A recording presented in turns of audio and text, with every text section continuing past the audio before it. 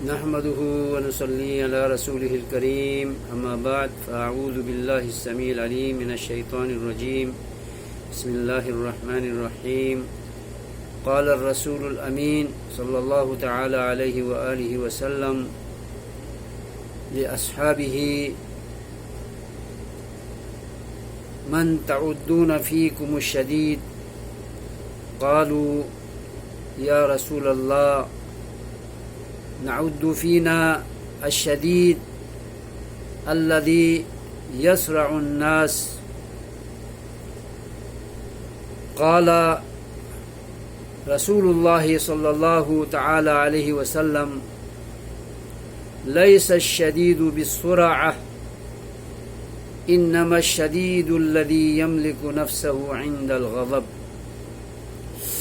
میرے بزرگوں، بھائیوں، دوستوں، ماؤں، بہنوں اور بیٹیوں، السلام علیکم ورحمۃ اللہ وبرکاتہ۔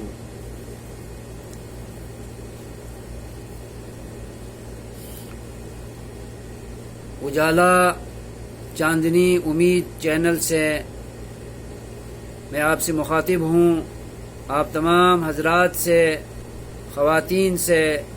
میری گزارش ہے کہ میری ویڈیوز کو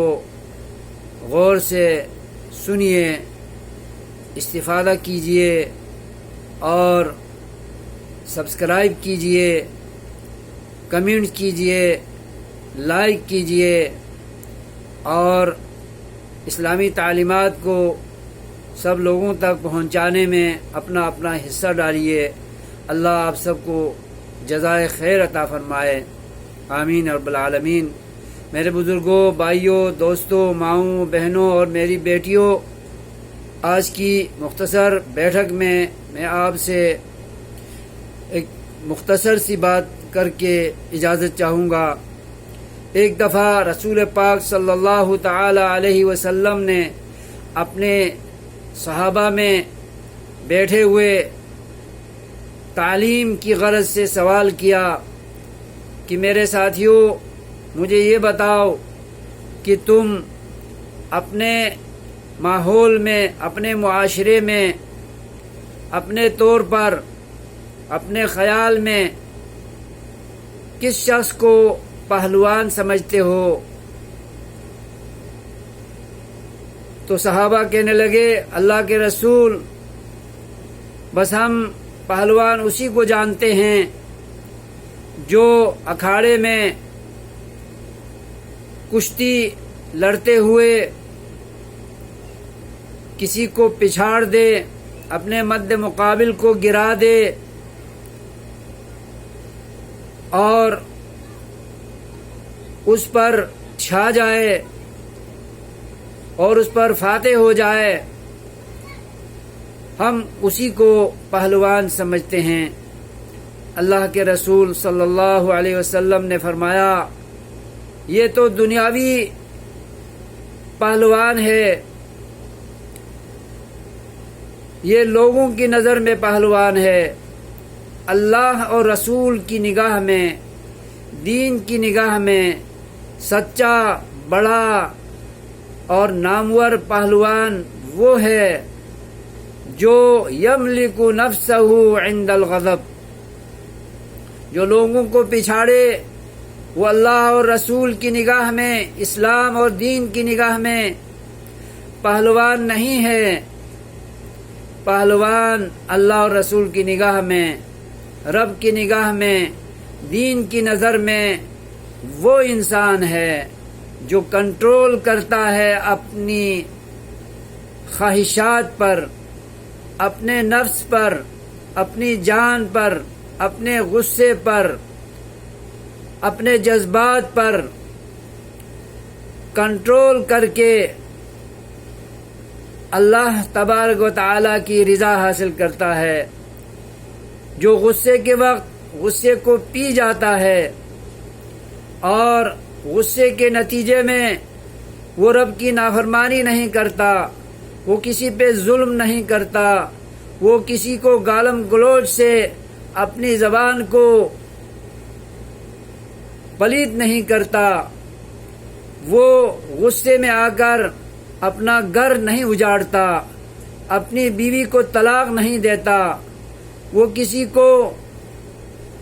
بدتمیزی سے اپنی زبان کو گندی نہیں کرتا،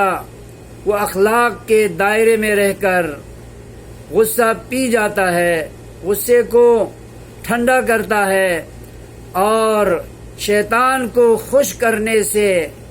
وہ بچ جاتا ہے، بلکہ اللہ کو راضی کر کے وہ اپنے غصے پہ کنٹرول کرتا ہے، اور کوئی ایسی حرکت، کوئی ایسی بات، کوئی ایسا بول جو اللہ کو ناپسند ہو، جو رسول کو ناپسند ہو، جو دین اسلام میں ناپسند ہو،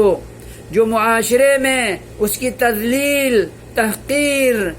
اور بے عزتی کا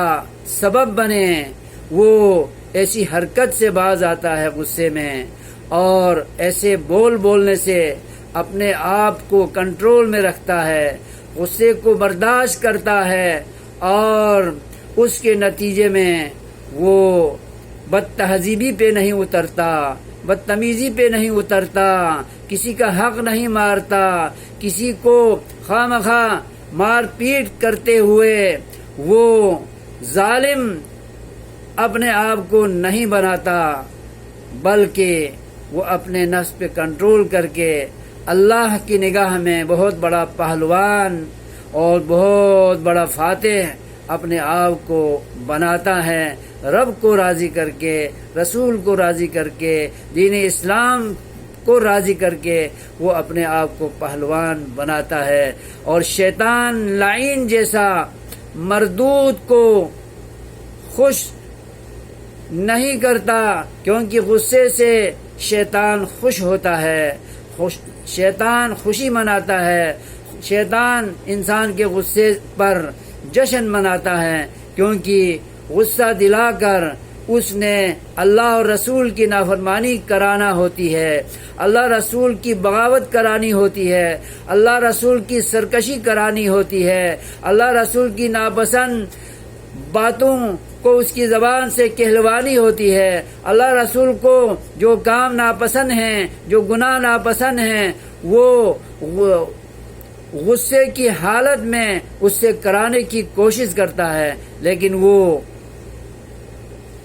والعافین عن الناس